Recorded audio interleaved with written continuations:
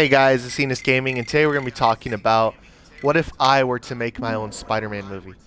Now, this movie would be interesting for sure. It would start off with a place called Warren Labs, which is owned by Miles Warren. Now, in the comics, Miles Warren doesn't own his actual laboratory, or at least I don't think there's a version of him that does. I know there are different versions where he works at different places like Oscorp or things like that. But in my version, he would own his own company titled Warren Labs. And he is a competitor with people like Norman Osborn and Max Modell, who is the founder of Horizon Labs. Now, the movie would start off with a group of criminals breaking into Warren Labs. They were hired by a mysterious person who will be unnamed. And what they are looking for is something called the V-1962. Now, with the V-1962 is, it would obviously be the Venom symbiote. Spider-Man will show up and fight them.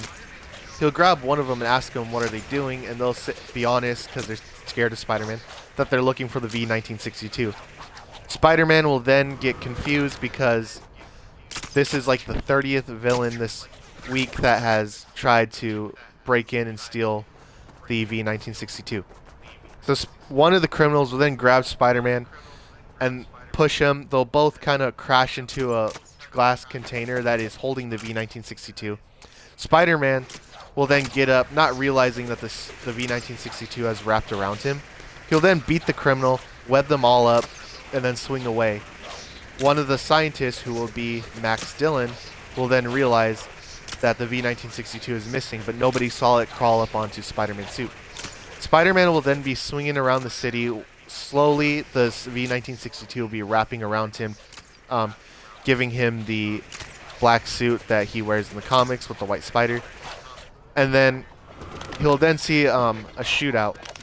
He'll swing down, fight the the criminals. Sorry, I didn't mean to say that. He'll then fight the criminals, and then Captain Stacy will then show up, Gwen Stacy's father, and he'll sit there and help Peter. Or not, no, I'm sorry. He'll then arrest the criminals that Peter has stopped. He'll then look at Peter's new black suit and tell him, "Looking good, Peter. I like your new suit." And Peter will be like, "What new suit?" Then he'll look down and be like, "What the heck?" And he's looking at his hand. It's all black. It's got like a little white strip on the wrist. He'll then look at in the reflection of a car and see that his suit is completely black. So he's confused, not knowing what it is. He doesn't know it's the V-1962 because he knows he's seen it. He just doesn't know it could do that.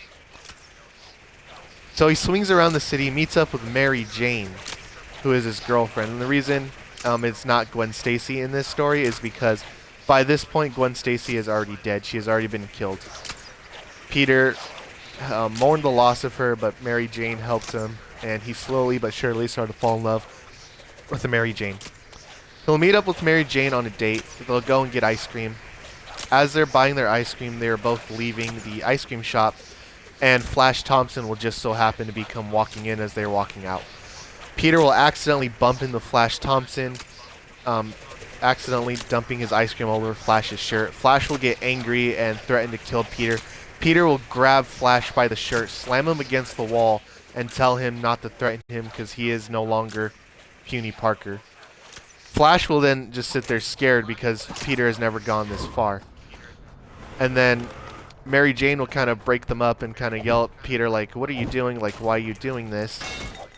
Peter will then just kind of snap out and he's like, "I don't know." And then he'll look down at his hand and go, "But it felt good." And then Peter will then take Mary Jane home. Now, Mary Jane will be living with Peter, not because they're like married or they're dating. Like, yes, they are dating, but the whole reason they're living together is because Mary Jane was living with her mother, but their house was destroyed in a battle between Spider-Man and Doc Ock. So they will go back to Peter's house, and they'll hang out. Once it's time for bed, Mary Jane and Peter will go to bed, Mary Jane will go into the guest room and fall asleep. She'll then hear noises, sound like movement coming from Peter's room, so she'll get up just to make sure Peter is okay. She'll notice Peter in the black suit sneaking out of the house. So then she's confused, thinking, okay, maybe, there was a crime or something that he found out about, so she doesn't think anything of it. The next morning, she goes into Peter's room, knocks on the door, notices he's still gone. So she kind of sits there, watches Peter crawl through the window. The suit, he then takes the suit off, but he's like asleep. She notices he's asleep, and then she's confused, like, how is he asleep yet moving? Unless he's sleepwalking, but is he sleep crime fighting? Then she gets confused. So then she wakes Peter up, and he looks up. He's like, oh, hey. And she's like, Peter, you know it's 10 o'clock, right? You overslept. And she goes, and also, do you sleep crime fight all of a sudden? He's like, not that I know of. And what's going on is the symbiote is taking over Peter's body and having him crime fight at night while he's asleep. Kind of like in the comics, you know, how that happened in the comics. And then when she's like, well, what do you want to do? And then Peter kind of gets annoyed, like, I hang out with you enough as it is. I don't want to hang out today. And then she's like, okay. So he gets up and says, well, I'm going to take a shower. Then she starts to notice, ever since he got this black suit, he's been acting weird. So she looks down at the suit, takes a pair of scissors, cuts it off, watches as the suit repairs itself. She gets terrified after witnessing that, and the only person she can think of who's smart enough to take a look at this is Dr. Kurt Connors, who is actually a retired scientist and is now their principal at their school. What's their school called? Midtown High. She'll then take it to Midtown High, ask Dr. Connors to look at it. He'll take a look at it and be like, wow, this is amazing. Is it what I think it is? Yes, it is. How did you ever come across this? And she's like, what do you think it is? And he goes, it looks like the V1962. You see, back in the 80s when I used to work at, wasn't it, Oscorp, he would go on to say that, he was one of the top scientists who worked on it. It came from a meteorite, and they called it a symbiote, V1962 for short. And the whole thing, V1962, is just kind of an Easter egg to the year Spider-Man first came out, 1962. And the year that it the meteorite crash landed on Earth that they found it was the year 1988, which, again, is an Easter egg to the year Venom first made his first appearance. So, he would take a look at it, and he'll ask her, how did you ever come across this? And she'll say she was out with Peter one day, and Spider-Man swung by and a piece of it fell off of his suit, and she kind of kept it, and she kind of got suspicious on what it was, so she wanted to know. So Kurt Connors will go on to say, well, he'll go on to tell her that it has the ability to take over its human host and kind of change their attitude, change their personality, and make them more brutal. Like, you know. So then she'll get scared because she's noticing Peter's been this way for ever since he got the black suit. So she'll ask him, how do you get rid of it? And he'll go on to say that fire and sound are its two weaknesses. Very loud sound and fire. So she'll go to Peter and tell him everything that Kurt Connors has said. He doesn't really think too much of it. He'll just think that it's all like either a joke or a lie, just so she doesn't just so he doesn't wear the suit anymore. So then he'll just kind of push her aside. Later that night, she's laying in bed. She hears screaming coming from Peter's room. She'll then run in to see if Peter's okay, and she sees him flipping and flopping in his bed, tossing and turning. The symbiote then forms around him, and then all of a sudden she realizes he's like in his mind fighting the symbiote. Like the symbiote must be telling him something or doing something in his mind that's making him fight it. So then he'll jump up in his sleep, or awake I mean. He'll turn around to Mary Jane and say, you were right. He'll then swing to an abandoned church, and Mary Jane will follow him there. He'll remember what Mary Jane said about sound being one of its weaknesses. So he'll punch the bell, and he'll keep punching the bell to the church over and over until the symbiote finally gets weak enough for him to pull it off. Mary Jane would run to Peter, give him a hug, and be like, I'm so happy you got rid of that. She'll then feel something pulling on her leg, so Mary Jane will turn around and start screaming as she sees that the V1962, the symbiote, is pulling on her leg. Peter will then turn around and punch the bell again, and then the symbiote will then let go of Mary Jane. He'll then shoot a crap ton of webs out onto the symbiote, swing back home, grab a jar, come back to the church, scoop it up, and swing to Warren Labs, and then just kind of leave it there. Anyway, so that would be the end of the first movie. The second movie will be a little more interesting. Peter will be at school, and his science teacher would say he needs to talk to him. This is really important. So his science teacher will pull him aside and said that he is best friends with Miles Warren, the owner of Warren Labs, and he is looking for an intern. Peter gets excited because Miles Warren in this story will be one of his favorite scientists, but not his all-time favorite scientist. His all-time favorite scientist will be um, Max Modell, the owner of Horizon Labs. And then you'll come to find out later on in the story that um, Max Modell was one of the scientists that actually created the spider that bit Peter. But it'll probably be like a flashback scene or something. So anyway, Peter goes to meet Miles Warren for an interview. Miles Warren takes a liking to Peter and's like, "Yep, you're just as good as what your teacher said. I think you'll really like it here." So Miles Warren will then show Peter around, and then he'll introduce him to one of his top scientists who goes by the name Eddie Brock Jr. Peter and Eddie will then recognize each other because Eddie's father and Peter's father used to be lab partners at one point. So they get along, they know each other. So they're happy to see, each other after so many years. So then Eddie will, or something urgent will come up, so Miles Warren will have to go take care of something. So he leaves Peter in the more than capable hands of Eddie Brock. So then Eddie will then continue the tour of the place, showing him everything. He'll then show him the V-1962, but they have contained it in a much bigger container type thing, because Spider-Man would have explained to them when he returned it that it has the ability to take over people, and he explains everything to them, so they put it in something bigger so it would have a less chance to escape. It sees Peter, recognizes him, so jumps onto the glass, starts banging on the glass because it wants Peter back. Eddie will sit there and be like, "That's odd, I've never seen it react like that." So then several weeks will pass by, and Peter is, doing really well at Warren Labs.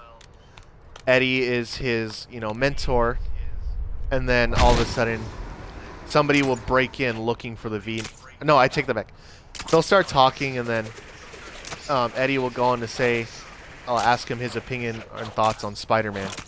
So Peter will go on to say how he thinks Spider-Man's a great hero. He kind of likes to think he brings people hope.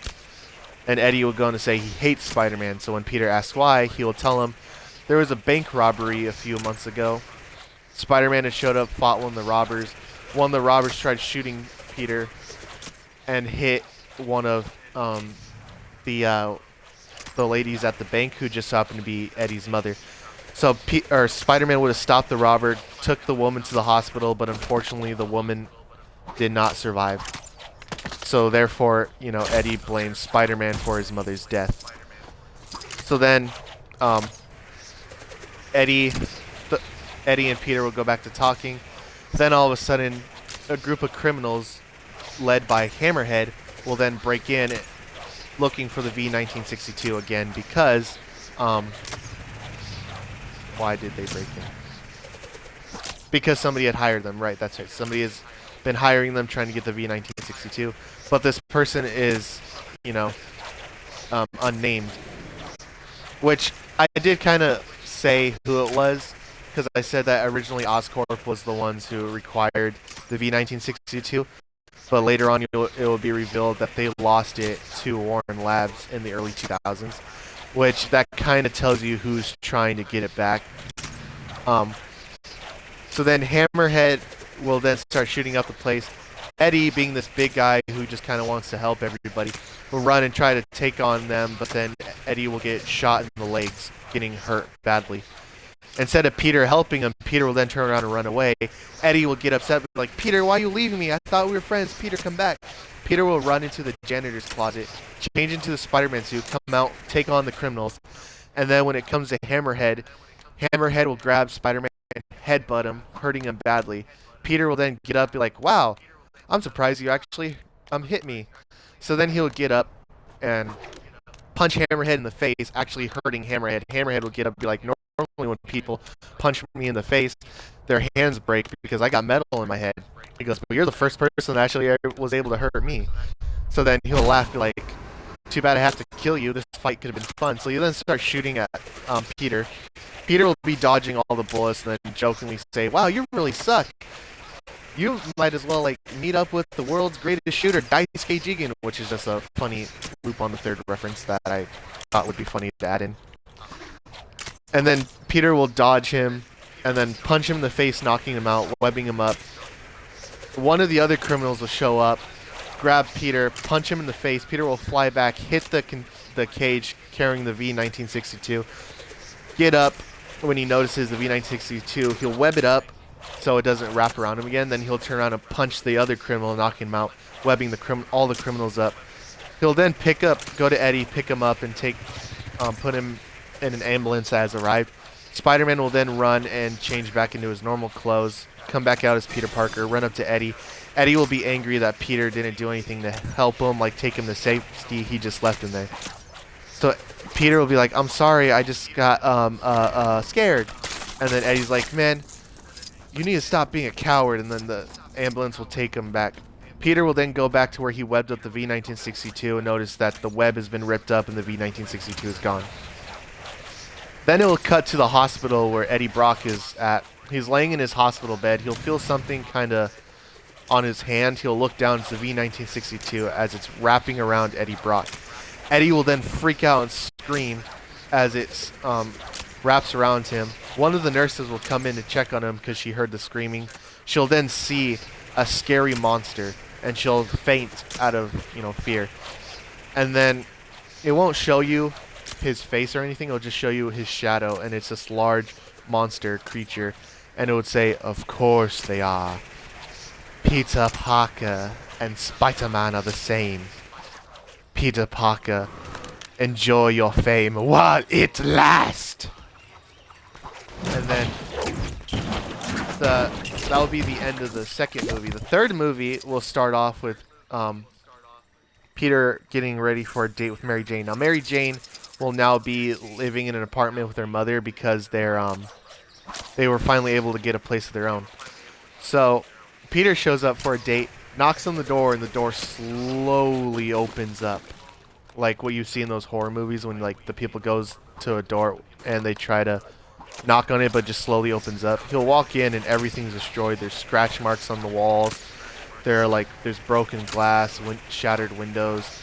Peter will get scared and he'll run around looking for Mary Jane and her mother, thinking the worst because, he lost Gwen Stacy. Like, she died to one of his villains.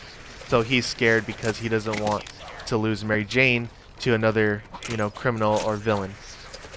So he'll then run into her bedroom as a black goo will grab him, slamming him against the wall. Peter will then get confused to what the heck is this thing and why didn't his spider sense go off. He'll then look up and see Venom's eyes and then a creepy smile form. Venom will then walk into the light, showing just how scary he is. He looks all black like he normally does in the comics. And then he has the large white spider like he does in the comics. He'll then sit there and be like, "Peter Parker, we have been expecting you. Or should we call you Spider-Man?" He'll then get upset and go, "The V-1962, you've taken over another host?" And then the face will then split open, revealing half Venom's face, half Eddie Brock. And then his eyes will get big and go, "Eddie? Why?" And then he'll go on to say, "You left Eddie Brock to die, and you betrayed the symbiotes." He says, "We are now poison to Peter Parker and Spider-Man. We are Venom." And then he'll get angry and say, "What have you done with Mary Jane?" And he'll go, "Oh, don't worry, she's right here." And then he'll pull out Mary Jane. She's wrapped around and like she's all wrapped up, webbed up. She's all squirming, like trying to talk, but she can't because her mouth's all webbed up. So she's just going,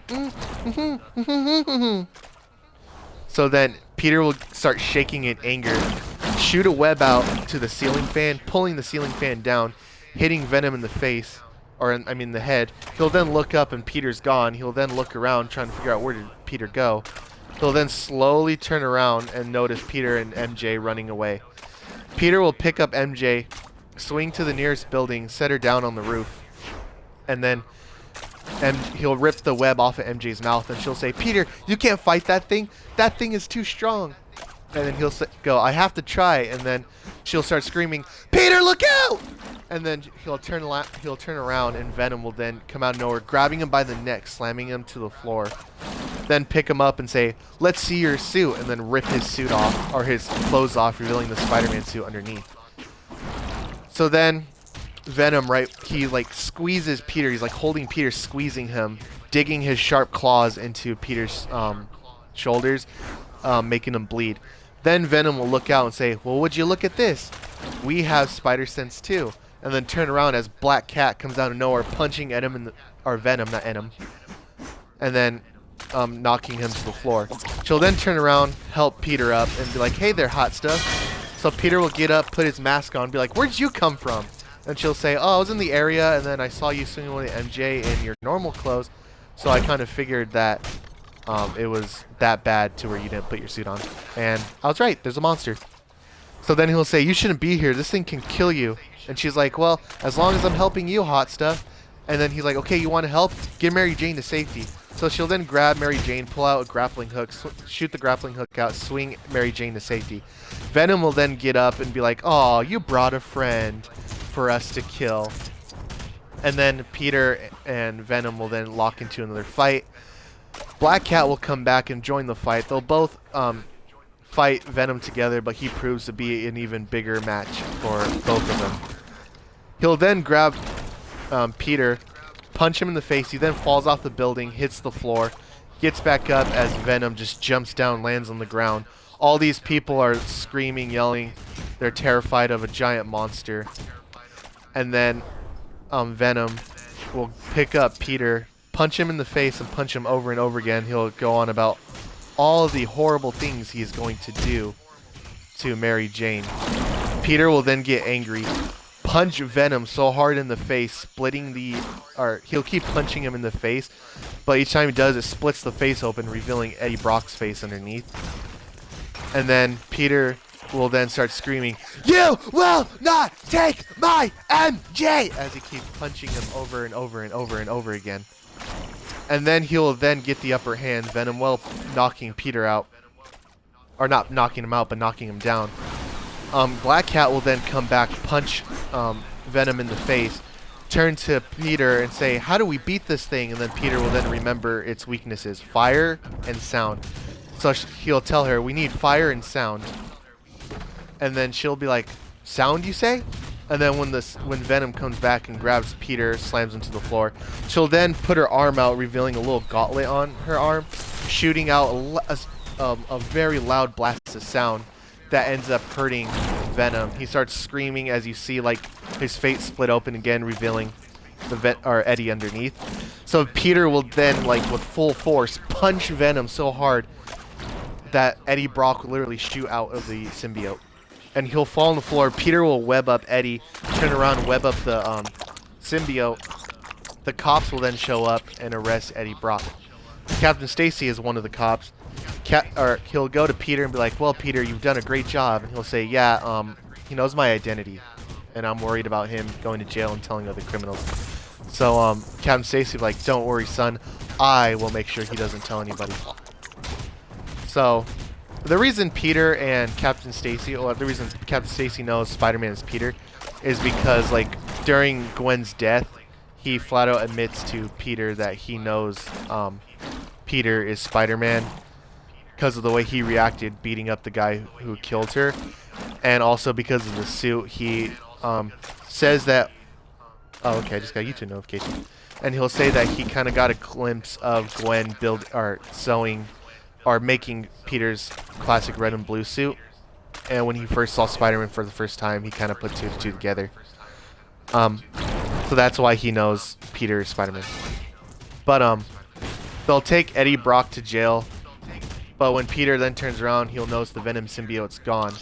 Several weeks have passed, nobody can find the Venom symbiote. Eddie Brock is in jail, just laying in his prison cell. The cell will then open up as a serial killer will be put inside of Eddie's cell. He's his new cellmate. The serial killer is then shaking with this weird smile, and he's just kind of laughing. Look at Eddie and say, "What you in for?" And then Eddie would say, "I tried to kill Spider-Man's love interest. I tried to hurt her, and I had a whole plan on how I was gonna do it too. And then he goes, yeah, I was put in here because I killed my own wife, and I tried to kill my own son. I killed over 50 people in San Francisco, and I killed 11 people here in New York. Well, 12 if you count my wife. And he starts laughing. He goes, I'm Cletus Cassie, the world's greatest serial killer. And then all of a sudden, he'll grab Eddie and say, let's make this murder 13 in New York. And then Venom or Eddie will then punch Cletus in the face and be like, get the heck off me. And then all of a sudden he'll turn around through the prison cell bars. You'll see the symbiote slowly like crawling through, wrap around Eddie, and Eddie will start laughing as it's wrapping around him. Then he turns back into Venom and he say, at last we are together again. We are coming for you, Parker. And then he'll swing out of the prison cell. And now with the prison bars, you know, broken, Cletus is like, I can escape it. Woohoo! And he tries to run out while all the guards come in and kind of hold him down. And he's all, Cletus Cassie will then be trying to find a way to break free from the prison guards. Then he'll look down and notice a small piece of the symbiote has escaped and crawled up onto his hand, turning him into a red-looking symbiote Venom type character. He'll then kill every single guard, grab the last guard, and the guard will go, what the heck are you? Cassidy, what have you become? And he'll say, Cassidy is gone. There is only carnage. And he'll bite the head off of the guard. Now, sorry for the voice. I can't do scary voices. I can't. And then that's how the story will end. And then, yeah. So I hope you guys enjoyed that story. That's just me, what I would have done if I wrote my own Spider-Man story, my own Spider-Man movies. Now, the only reason I didn't do an origin story is because I have come up with 2 different origin stories before, but one I just felt like it was too close to Sam Raimi's, and the other one it was more original, but I felt like no one would have liked it. So I came up with this like kind of origin story for Venom. Anyway, I hope you all enjoyed it, and oh wow, 27 minutes. So I'll see you all in the next video. Bye everybody.